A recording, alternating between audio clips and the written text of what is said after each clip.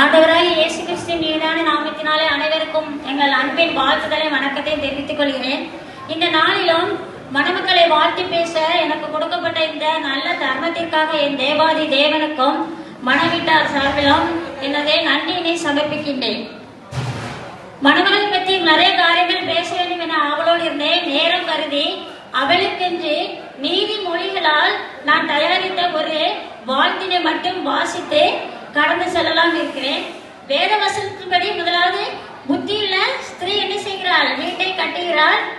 அதனால் இன்று முதல் புதிய வீட்டை கட்ட செல்லும் மணமகளாகிய அக்சால் அன்பென்னும் கல் எடுத்து அறிவென்னும் சாந்து பூசி அந்த கட்டடத்தை அவள் வேத வாசிப்பும் என்னும் கட்டடத்தால் இல்லத கட்டடத்தை எழுப்பி ஜெபம் என்னும் கூரை கொண்டு தாங்கி பலப்படுத்த வேண்டும் என்று வேண்டிக் கொள்கிறேன்.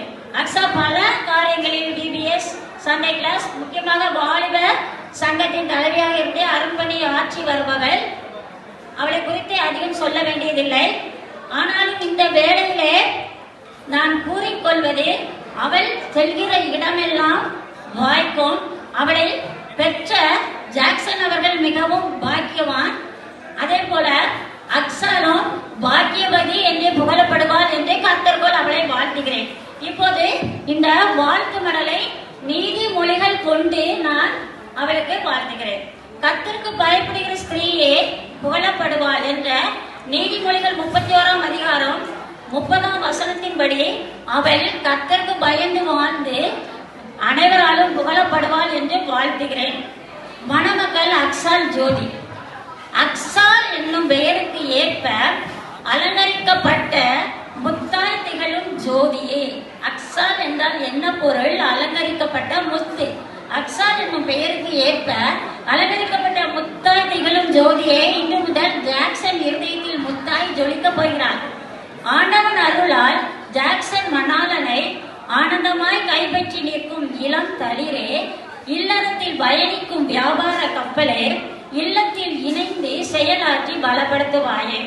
ஈடிலா நற்பண்புகள் கொண்ட குணசாலியே, ஈண்டெடுத்த வீட்டையும் ஆதரித்து பயம் நீங்கி வாழ்வாயே.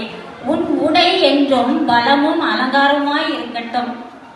உன் உடை இன்று போல் என்றும் பலமும் அலங்காரமாய் இருக்கட்டும். உன் வருங்காலம் பற்றி மகிழ்ந்திடுவாயே. ஊக்கமுடன் உற்சாகத்துடன் வேலை செய்திடுவாயே. ஊழிய பணியும் குறைவின்றி தொடர்ந்து ஆற்றிடுவாயே. என்னாலும் தீமை வெறுத்து நன்மையே செய்திடுவாயே. என்னாலும் தீமை வெறுத்து நன்மையே செய்திடுவாயே. என்றென்றும் உங்கள் சம்பத்து குறையாது. ஏழைக்கு உன் கரங்களை நீட்டுவாயே. ஏழெடுத்து கல்வி பணியும் ஆற்றிடுவாயே. ஐக்கியம் விரும்பி ஞானம் விளங்க உன் வாயை திறப்பாயே. ஐயமின்றி நீ பேர் பெற்றவர்களாய் இருப்பீரே. ஒருபோதும் சோம்பலின் அப்பம் ருசியாக இருப்பாயே. ஒவ்வொரு நாளும் வீட்டு காரியத்தில் கண்ணோக்கமாய் இருப்பாயே. ஓங்கு புகழ் மழலைகள் பெற்று போதித்து வளர்ப்பாயே. உன் பிள்ளைகள் ஒரு நாளில் உன்னை பாக்கியவதி என்பார்கள். அவ்வியம் நீக்கி அவ்விதமாய் வாழ்வாயே. அவ்வளவுதமாம் உன் செய்கைகள் உன்னை வாசல்களில் புகழ கடவது. அத்தே நீதிமொழிகளால் நான் அளிக்கும் வாழ்த்து இட்டு உன் வாழ்க்கைக்கு வழிகாட்டியாய் அமையற்றும். இன்று போல என்றும் நீவீர் இனிதே மகிழ்வுடன் வாழ்க என்றே இறைவன் இயேசுவை இறைஞ்சி வாழ்த்துகின்றேன். அன்பு உள்ளம் இன்பமலர் சோபஸ்.